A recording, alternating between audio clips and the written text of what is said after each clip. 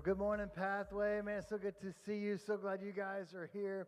Thank you so much for coming. If you're new, welcome. My name is Brian. I'm the pastor. And at Pathway, we simply want to help you to know God, to find family, and to make a difference. That's what we're all about as a church in a nutshell. So, again, thanks for coming and being here. We're going to continue a series that we started at the beginning of June. We're actually going to conclude it next Sunday. So you want to be here next Sunday. But we've been looking at all summer a letter in the New Testament of the Bible called Colossians. We do this every summer where we'll take a letter from the Bible and we will do a deep dive in that. And so, again, that's what we're doing this year. And we do it throughout the year as well. But in the summer, we really slow down and do a deep dive. And so we're going to conclude it next week. You want to be here. We've been looking at Colossians, and it's called that because that's who it was written to. Christians that lived in the first century town of Colossae off the Mediterranean coast, which is around modern day Turkey. So kind of think of in that area of the world. And it's written by a guy named Paul. Paul, when he writes this, is in prison for telling people about Jesus. He's in prison in Rome, but he can have visitors. And so one of the visitors that he has, chapter 1 tells us, is a guy named Epaphras. And Epaphras comes and he gives Paul a report of this church. And what's unique about that is that Paul never even went to Colossae. And a lot of the letters that we have in the New Testament of the Bible, a lot of them this guy Paul wrote, except for this one. He writes the letter, but he'd never been to Colossae. He never started this church. It was started by this guy Epaphras. And most likely what happened, Epaphras doesn't know Jesus or anything like that, but he's going to a town called Ephesus, which was a mega city. It was kind of the New York of its day. And he's going there to worship a pagan god. That's what Ephesus was known for. They had this massive temple. The ruins are still there today. He's probably going there, and in the New Testament book of Acts tells us in chapter 17 that there was a revival because of Paul's preaching about Jesus. Most likely Epaphras was there, heard the gospel about Jesus, gave his life to Jesus, and was so radically changed that when he goes back home to this little bitty town of Colossae, he begins to tell any and everybody who will listen about Jesus. And before he knows it, he's got a whole church. He's kind of preached up a church, as it were. And he's got this church, and he becomes the pastor. No formal training, no New Testament, no really, probably doesn't know even the Old Testament. He's just doing kind of what Paul taught him. And so he goes to Paul. He says, Paul, the church overall is really healthy. We're doing really good. Praise God. Everything's good. But we're starting to get some questions, not from within the church, but from outside the church in the surrounding culture. And they're asking us some really questions about Jesus, who Jesus is, what he does. And I don't know how to answer them. What would you say? And that's what we have this letter. It's a response really to a question, who is Jesus and is he enough? And the answer is Jesus is everything, and yes, he's enough. And just a quick background, chapter 1, it's a very short book. Again, it's a letter, but it's very short. Chapter 1, we said one of the highlights there is this really powerful prayer. In fact, there's two prayers.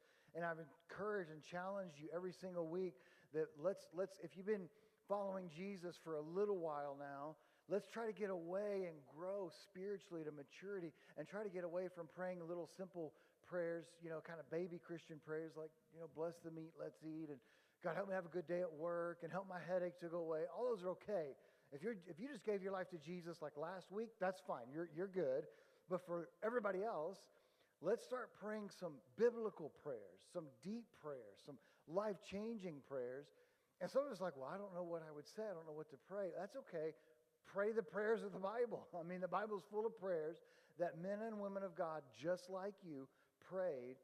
And chapter 1, there's two of them. I really believe will change your life and everything about it if you'll pray those prayers. So I encourage you to do that. The other part of chapter 1, verses 15 to 20, are 5 verses about who Jesus is. And it is so powerful. It really sums up the entire Bible in these 5 verses. Who is Jesus? Colossians chapter 1, verse 15 through 20. Then chapter 2 is really about, well, that's who Jesus is. Now, what does Jesus do? And the answer is he changes your life. Chapter 2 tells you that. Chapter 2 is basically, okay, that's who Jesus is. Now, here's what he does. And chapter 2 says things like, before you gave your life to Jesus, you were an enemy of God. You were far from God. But because of Jesus' death on the cross, you've been forgiven now. You've been reconciled. Now when God looks at you, you stand before God holy and blameless. And that's what Jesus does. He changes your life.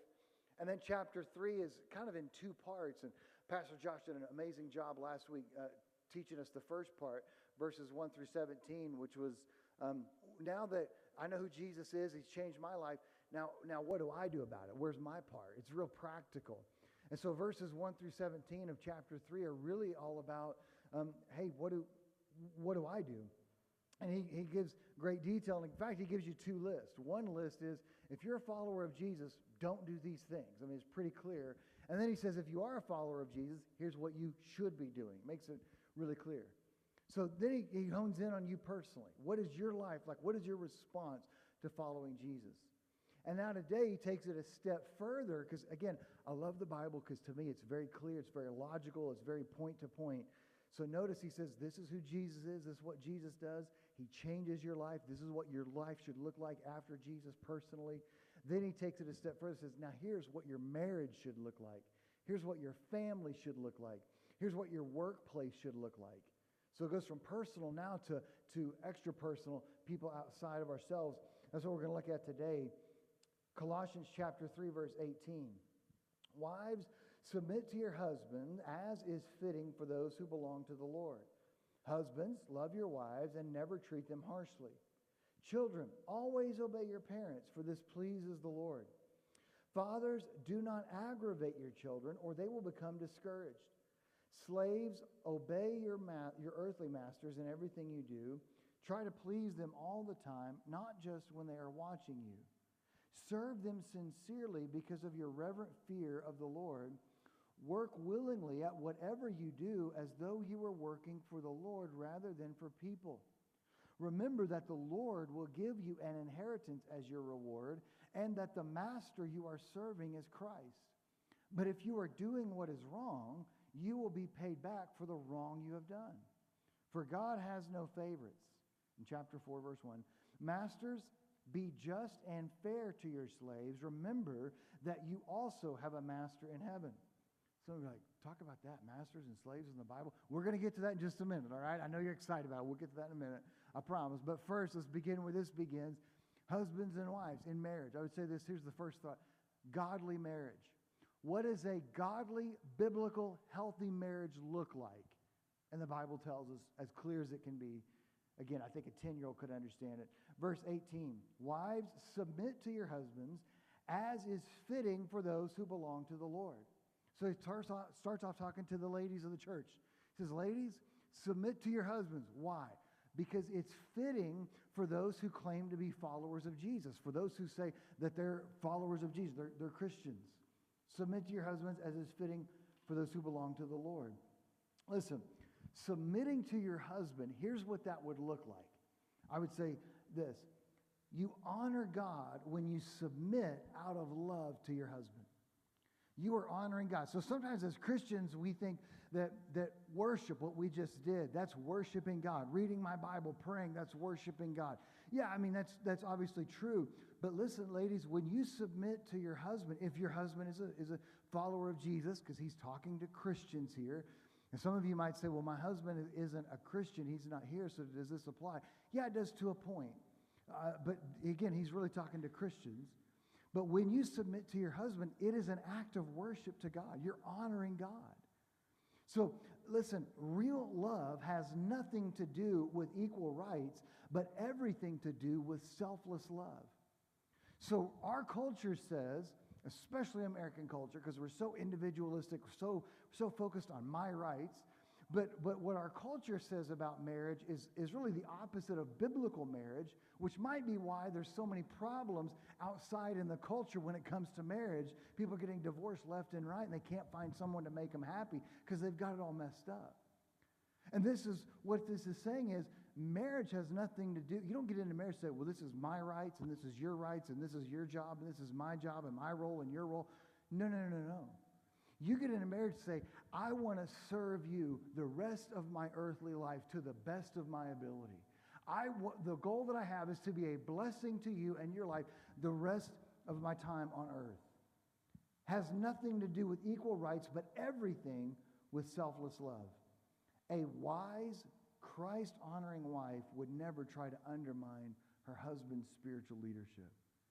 So if your husband is a follower of Jesus and you're a follower of Jesus as a wife, never do anything to try to undermine his spiritual leadership. Now, again, we're not, because we're humans, and for some weird reason, we want to take everything to the extreme. I don't know why that is, but we take everything to the extreme. All you can eat means I can eat 50 pounds of food. Well, no, not really, all right? We just take everything to the extreme.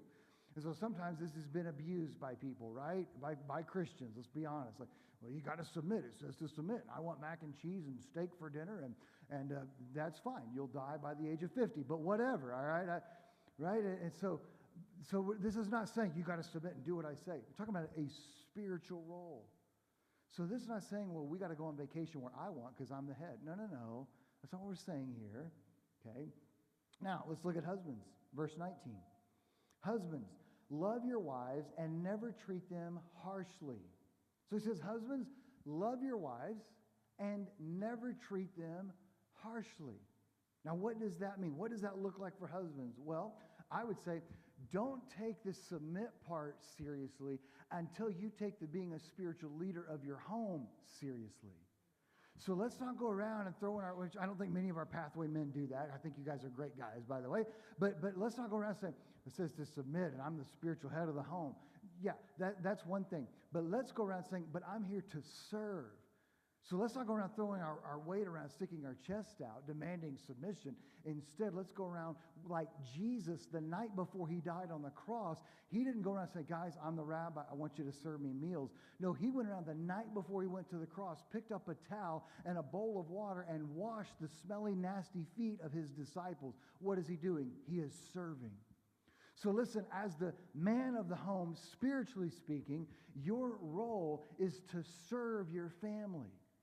So leadership in the home, spiritual leadership, has nothing to do with I'm the leader and I'm in charge, but everything to do with it's an upside down or inverted pyramid. I'm at the bottom, but I'm here to serve my wife. I'm here to help my kids grow. I'm here to be a blessing to everyone. Listen, I would say this for men, two main things. What does it mean to be a spiritual, godly husband? Godly spiritual leader of the home. There's a lot we could say about it. I'm going to give you two, I think, of the most important. Number one, your number one job, the one thing as a spiritual, godly husband and father that you will be, I believe, asked God about or judged on is this: helping your family to love Jesus more than you do. That is your goal. It's not to bring home the bacon. I mean, that's fine. That's make more money. Oh, that's fine. That's secondary. Because you can have a lot of money, but your family not love Jesus, and then what good is your money? It's useless. No, better to say my job is to serve my family spiritually and cultivate an environment where my family loves Jesus and they're serving him. That's the focus. Helping to lead your family to be more like him. That's number one. I think number two would be this: you are the gatekeeper spiritually of your home. So the gatekeeper, spiritual leadership, again, it's the opposite of what our culture, it's not, I'm the leader, do what I say. No, spiritual leadership, I've got a massive responsibility because if I'm the spiritual leader of my family, that means I alone, not me and my wife, I am accountable for what comes into my home. I'm accountable for who my kids hang out with. I'm accountable for the movies we watch and the shows we stream and the language that my kids hear. I'm accountable for what I look at on social media. I'm accountable for what I look at on my iPad or the laptop when nobody else is looking. I'm accountable. I'm the gatekeeper.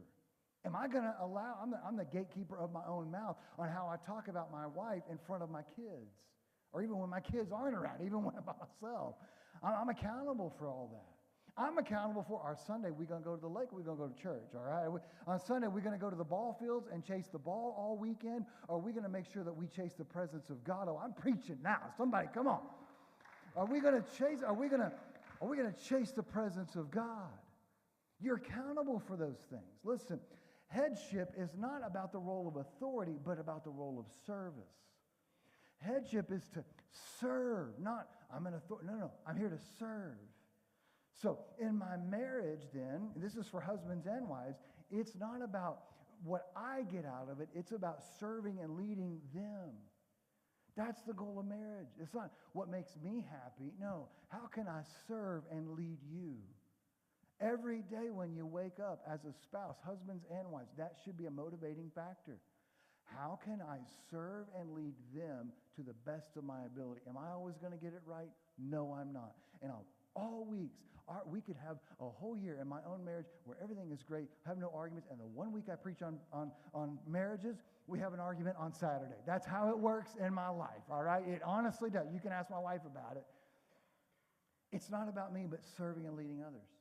By the way, this word love, there's several words in Greek. The New Testament was written in Greek. There are several words that they could use to describe love. Some of it is a friendship, brotherly love. Some of it is a sexual love. But in this case, it's neither of those. It is seeking the highest good of the other person. So in English, we have love. We think Valentine's Day and roses and Hallmark and all that. That's not what this is getting at. No, this is saying this is a biblical, godly love to seek and serve the highest good for the other person selflessly, just like Jesus does for you and me. Listen, real love is selfless love for both. This is how you're to be united in God's blessing in your marriage. You should want God's favor. You should want God's blessing in your marriage, and this is how. Remember, the first couple chapters are all about, here's what Jesus did for you. Now, these next two is like, here's what you do to respond. This is how you have a healthy biblical marriage. Because as you begin to pour love out to your spouse, then they begin to pour love back in. Here's the beautiful thing.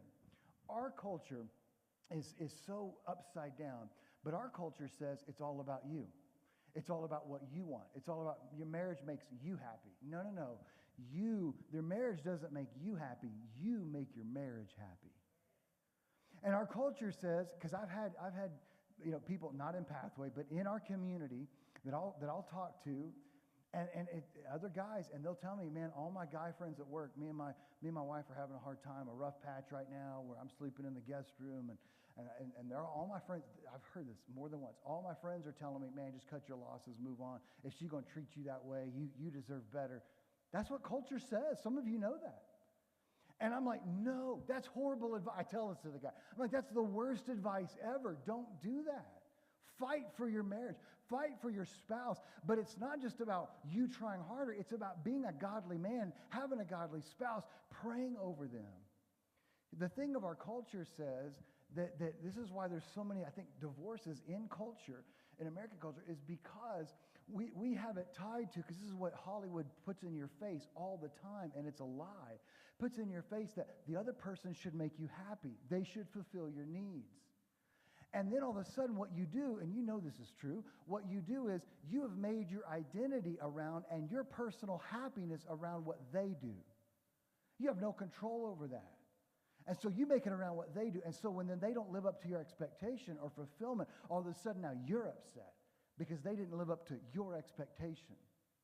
And then culture steps in and says, yeah, cut your losses. No, instead, what the Bible is telling us to do is to live radically different from culture. And biblically, here's the thing. I'm not talking as a pastor, as a husband, my fulfillment and identity is not in my wife and her love for me. It's great, but that's not my identity. I don't get my source of love from her.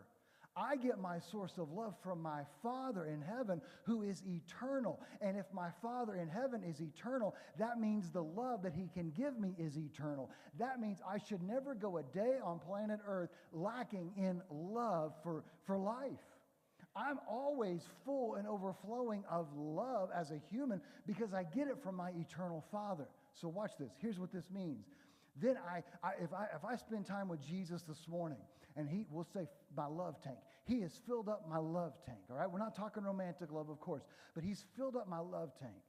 So I spent time with Jesus. He's eternal. My identity's on him. Now I go in and I step into my marriage. And now my goal, again, as a husband, and same thing as a wife, is to pour out and selflessly serve my spouse all day. So you would think, and this is where culture gets it wrong, you would think that as I pour my love out into my spouse, at the end of the day, my love tank is empty. No, no, no, no, no. My love tank is actually like, I got to get a lot more. I got to make them bigger. Here's why. Because the love from my Father keeps filling me up all day long when I stay close to Jesus. I get full and overflowing and overflowing. Then because my wife does the same thing, when we get together, I'm pouring out love to her, but she's pouring out love to me. And so between my Father and my wife, my love tank is overflowing and about to explode. This is God's will for your life if you'll do it. It'll change your life. Submission is rarely a problem in a marriage where both spouses have a strong relationship with Christ. Because listen, I would say, I'm obviously not a lady and don't ever plan on being one, but I could just imagine, I would just think, if I was, and I knew my husband, he's not perfect because he's a human, I'm not perfect either, but I know he loves Jesus. And I know he is doing his best to serve the Lord and to lead my family well, then why wouldn't I want to submit in a spiritual sense to his leadership and to his covering over my family? I'd be eager to do it. How many marriages would be healthy and strong if we lived by this? But the opposite is true. If either spouse, husband or wife, neglects this biblical teaching, there's going to be disunity, dysfunction, and disarray in a marriage. It takes both equally to work on it, because he's not talking just to husband, he's not talking just to wife, both. They both have a responsibility. This is how we're to be different from culture. Because culture says, again, it's all about you. Jesus says it's all about the other person in your marriage. It's how you're to be different. Look, wouldn't it be great if, and I don't know how to say this, I struggled in the first service to figure out the right language, and I still don't have it right. But wouldn't it be great if you were the envy of everybody else in your life with your marriage? And we mean that in a healthy way, right? Not prideful. But wouldn't it be really cool if people would come up to you privately and like, I just wish our marriage was like yours? On one hand, you would feel bad. You're like, well, how bad is your marriage? On the other hand, you'd be like, yeah, that's awesome. I mean, that's really cool, right? I mean, not pridefully, but that should be a goal. Why? Because we have a biblical marriage. And then when people tell that to you, you shouldn't be like, well, yeah, that's right. I am pretty special. No. What you should say is, well, let me tell you. Let's look at Colossians chapter 3, verse 18 on down. Because that's what we did. All we did, I'm not special. You know that. I'm not anything. I didn't go to, I'm special. I didn't read some book. I read the book by our Father who created us, and we're just living by a biblical principle of marriage. I'm telling you, when we live God's way, he blesses our marriage. That's the response you should have. Every other relationship flows out of your relationship with your Father because he's the source of your love. Listen, pray over your spouse daily. Whether that's together physically, I know many couples do that. They'll pray before they go to work, or they'll pray of a morning, or however. But pray. Or some people are more private in their prayers. I can relate to that. I understand that. So maybe it's not physically together, but certainly when you're in your prayer time of a morning or throughout the day, you're praying for your spouse. Pray over them daily. And obviously it's not, God, would you just get through their thick head? God, would you just slap them upside? No, I mean, maybe at times. I'm sure my wife's prayed those over for me. But instead it's, God, help me. When I talk about praying your spouse, here's the prayer. This is a biblical prayer. Father, help me to serve them spiritually the best way that I can. Help me to be a blessing to their life in every way that I can. Here's the next part. That's marriage. And now we take it from marriage now into parenting. Because if your marriage goes good, you should have some kids as a result, right? All right, that's another message. But verse 20, children, always obey your parents, for this pleases the Lord. So kids, always obey your parents. Why? Because that pleases God. Notice the theme for everybody, for wives, husbands, and kids. When you serve, you're actually worshiping. So when I serve my husband, I'm honoring God. It's worship. When I serve my wife, I'm honoring God. It's worship. When I honor my parents and obey them, if they're godly Christian parents, when I obey them, I'm honoring God. It's an act of worship. Verse 21. Fathers, do not aggravate your children, or they will become discouraged. So, fathers, and look, I know some of us in here that you're a single mom. Some of us in here, you're married, but your husband is not a believer. And so I would just encourage you, we'll just say parents, right? As much as you can, even as a mom, as a single mom, or as a mom that her husband's not a believer, we're as much as you can. So we'll say fathers, parents, don't aggravate your kids. Why? or they will become discouraged. So in other words, parents, don't push your kids down by the way you treat them, but bring them up to love Jesus by the way you treat them. And I don't always get that right. But listen, if 9 out of 10 sentences out of your mouth towards your children are negative, meaning, come on, you should know better. How many times do I have to tell you, are you ever going to get this? I mean, come on, guys. Hey, what? That's 9 out of 10 sentences, we're kind of discouraging them. We're pushing them down. Again, because we're humans, we take things to the extreme. And so then there's that other extreme that says, and some of you grew up in households like that, where your parents were very, very, very strict. I mean, they followed the letter of the law and very strict, and it was a miserable house. You had a horrible childhood. I know some of you. I know your stories. And so then if we're not careful, then when we grow up to be parents, we're like, I'm going to give my kids the childhood I never got. And then all of a sudden, it's my kids call the shots. And then all of a sudden, my kids are really the parents of my home because my kids determine where we go. My kids determine what we do. My kids get to say what we eat at night. And then all of a sudden, they're controlling the house. And it's chaos. And that's why nobody wants to have you over to their house, because your house is a wreck because your kids are controlling the house and they don't know what to do there. That's why you can't even go to Olive Garden. You got to settle for Whataburger. I mean, because they can't mess some stuff up at Whataburger, right? So there's this extreme of strict disciplinarian, and then the other extreme of let the kids be kids and let them just, rule my house. Both are extreme and they're wrong. Children need discipline, they need guidance, they need correction, and they equally need encouragement. They equally need just not because they got good grades, not because they hit a home run, not because they're the class president or anything like that. They just need you at random times. I really work on this. Pull my kids aside, random times. Pull them aside. I just want you to know I love you and I'm proud of you. I just want you to know that. And they'll say, why? For who you are. I love what you're doing. I love that you love Jesus. I love that you're, just pull them aside, encourage them, lift them up. And then an hour later, have to correct them. All right, listen, you are the leader of your home, not your kids. Your kids don't get to say, do you kids want to go to church today or not? No. Until they pay taxes and can vote, then they can get a vote in your home, all right? Let's just agree on that. But until they don't get a vote, you're the leader. They're looking to you for leadership, even if they buck the system or fight that. Don't make everything else a priority in your kids' lives but God, and then expect God to bless your home. I mean, why would he?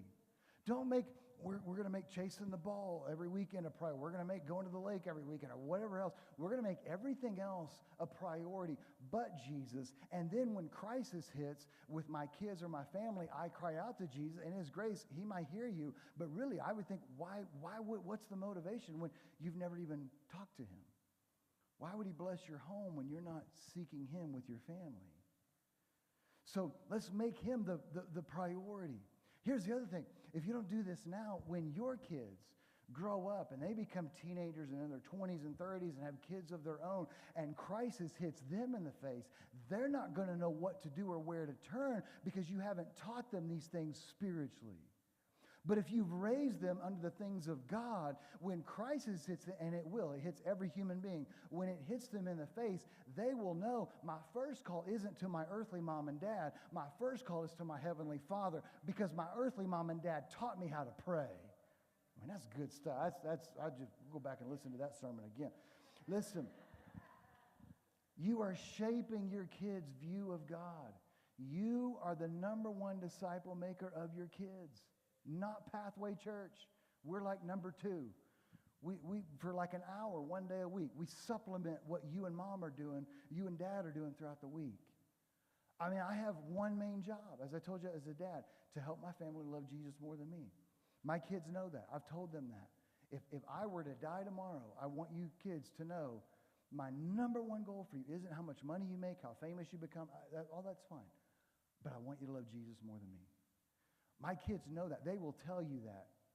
Our 4-year-old, probably not, because he's 4. But the other 2, I think if you were to ask, what's your dad's number one goal for your life? I think they would tell you he wants us to love Jesus more than him. That's my goal for them. That's my goal for your family, for your kids. I disciple them. I will be held accountable by God on how well I disciple my kids. I'm not going to be held accountable for their decisions. That's between them and the Lord. But I will be held accountable for how well did I disciple them.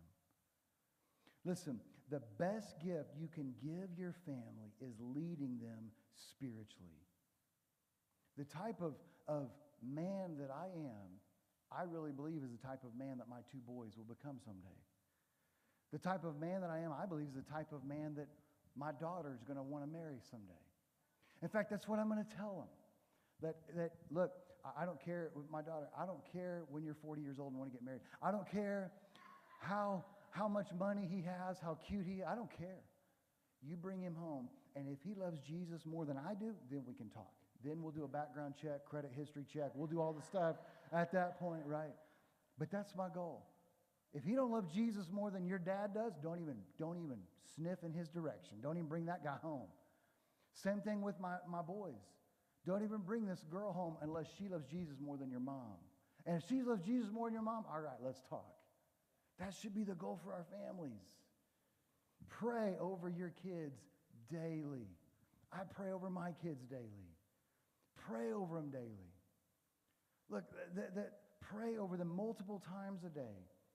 And encourage them and lift them up, build them up, and discipline them too. You're like, that's a lot. That's a hard job. Yeah, but you wanted to have kids, and now they're here, and you can't return them, all right? That's like when I was a kid, and I know you can relate. I mean, I was spanked, and I'm okay, and I've done that to my kids. Judge me, that's fine. But when I was a kid, my parents would say me, and they would always say, this hurts me more than it hurts you. I'm like, no, what? No. Then if that's true, let's reverse the situation. Give me the belt, you bend over, and let's see how that works. I wanted to say it, but I knew I was already in trouble enough that if I said it, it would get worse, so I never said it. So at times when I've had to discipline my kids, I've never said that because I learned. I've never said, this hurts me. I'm like, nope, I'm going to make sure this hurts you because I want you to learn the lesson, all right? But pray over your kids. Look how that connected. That was great. No, pray over your kids. And here's the last thing. Godly work. Verse 22 to chapter 4, verse 1. Slaves, obey your earthly masters in everything you do. Try to please them all the time, not just when they are watching you. Serve them sincerely because of your reverent fear of the Lord. Work willingly at whatever you do as though you were working for the Lord rather than for people. Remember that the Lord will give you an inheritance for your reward and that the master you are serving is Christ. But, here's the warning, if you do what is wrong, you will be paid back for the wrong you have done, for God has no favorites. So real quick, what we're talking about here is, okay, yeah, slaves and masters. Look, the Bible is not condoning slavery at all. In fact, there's every strong evidence to believe that the house where this church met at that time, they didn't have buildings back then, the house where this met was a guy named Philemon, was a very, very wealthy guy. And he had a slave named Onesimus who ran away, and he ran to Paul, and Paul sent him back and said, hey, you need to treat him as an equal brother in Christ. So no, the Bible doesn't condone slavery. That's some whack job on YouTube, a podcaster, all right? In fact, this as well, slavery in the Bible was not the slavery that we unfortunately had in American history. It's very different. Slaves were often paid for their wages, and at the end of their servitude, they were released and set free. Most slavery in the Roman Empire, like 90% of it, was indentured servitude, meaning I have a debt that I cannot pay.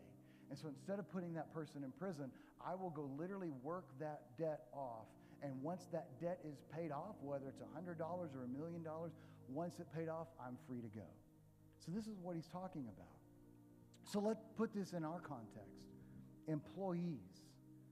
If you work somewhere, you're like, well, I work from home by myself. Well, I'm sure there's other people that you work with, employees. He says, obey your boss in everything you do. Try to please them all the time, not just when they're looking. Look, this is just good biblical advice. Even if you're not a Christian, I would think you'd be like, yeah, this makes sense. Because if you're only pleasing your boss when they're looking, you either need to find another job or your boss will find another job for you, right? Serve them sincerely. Why? Because of your reverent fear of the Lord. And I love verse 23. I would underline that, highlight that. Verse 23. Work willingly at whatever you do as though you were working for the Lord rather than people. So whatever you do, you're an employee. I'm going to work willingly and sincerely as if I'm serving Jesus. As if tomorrow morning when you go to work, I'm not working, for boss so-and-so. I want you to imagine if you showed up tomorrow morning and Jesus was there as your boss. And you might be, well, I'd ask him all these theological questions and what was it like to walk on water? And I really think Jesus would say, we'll talk about that after work. We're here to work, right? But you got to have that attitude in all that you do as if your boss was Jesus. And you're serving him sincerely. Not, well, I'll serve you so that I get something out of it. No, that's not serving sincerely. I'll serve you so I can get a promotion. I'll serve you so I can make more money. I'll serve you so I can get noticed. No. I want to serve you because the same way I'd want to serve Jesus, just to honor him. And because I want to honor my boss. Now look, this should go without saying, but we're going to say it. If your boss asks you to do something illegal or immoral, that's not what we're talking about. If your boss asks you to do something illegal or immoral, you report the boss or quit. Those are your options. It's pretty clear. But beyond that, you serve them sincerely with the attitude of, if I can help honor him or her, and then that might help our company do a little better, and then that would help, and then we can help our customers and our clients do a little better. And I'm not doing this because I get something in return. I want to just be a blessing where I'm at. Because God doesn't have you at your job for the paycheck. He can get the paycheck to you anyway. He's got you at your job to reach the lost for him where you work, number one. And number two, to be a blessing at your workplace. Especially, imagine if you're the only follower of Jesus at the workplace. You talk about being a light in a dark place. You can be the one blessing in that whole place. And then notice there's a warning with it on verse 25. But if you do what is wrong, you will be paid back for the wrong you've done. He's not talking about earthly bosses. He's talking about the Father in heaven. Because the motivation isn't, I'm really here to serve and please my boss. No, my boss in a way is a stand-in or a surrogate really for serving Jesus. And so I'm really not serving this boss. I'm really serving Jesus. And so if I honor the boss, then Jesus will honor and bless me. But if I don't do what is right, the punishment won't necessarily just come from the boss, although it will. It'll come from the Father in heaven.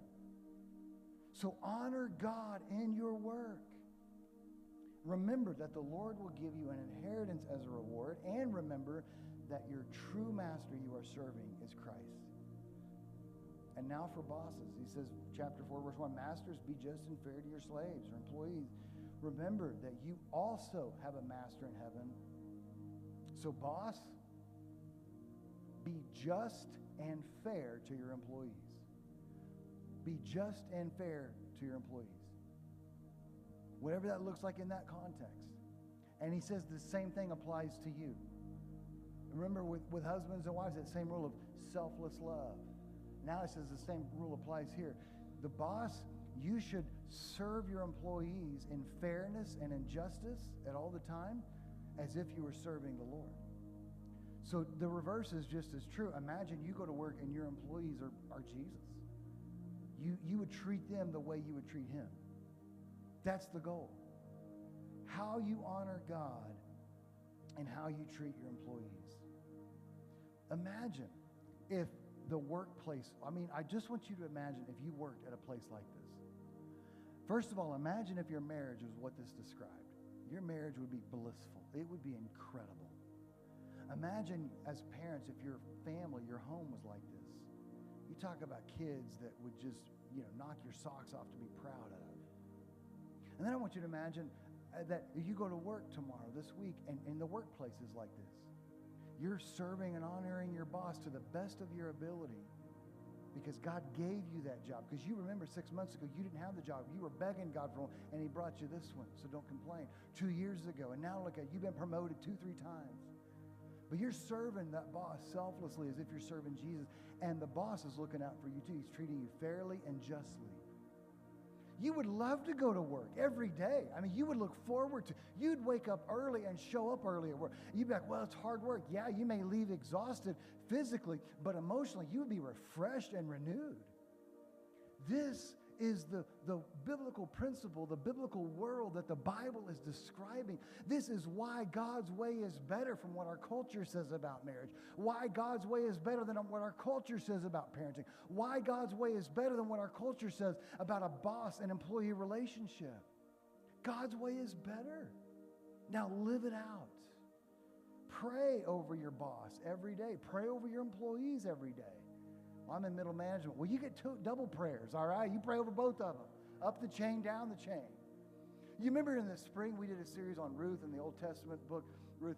And remember Boaz, one of the key figures there? He was a boss. He was an employee. He employed hundreds of people. And remember the first thing out of Boaz's mouth that we see, before he even notices how attractive Ruth is, the first thing the Bible says that Boaz said was, he gives a blessing over his employees. Pray. Maybe you show up, if you're a boss, you show up a little early, 30 minutes early, and you just pray over where every employee works. You just pray over that, anoint it with oil. If you're an employee, maybe you just show up and you just pray over where your boss is. Just be a blessing. This is why God's way is better. Let's pray. Father, we thank you so much for the truth of your word. We thank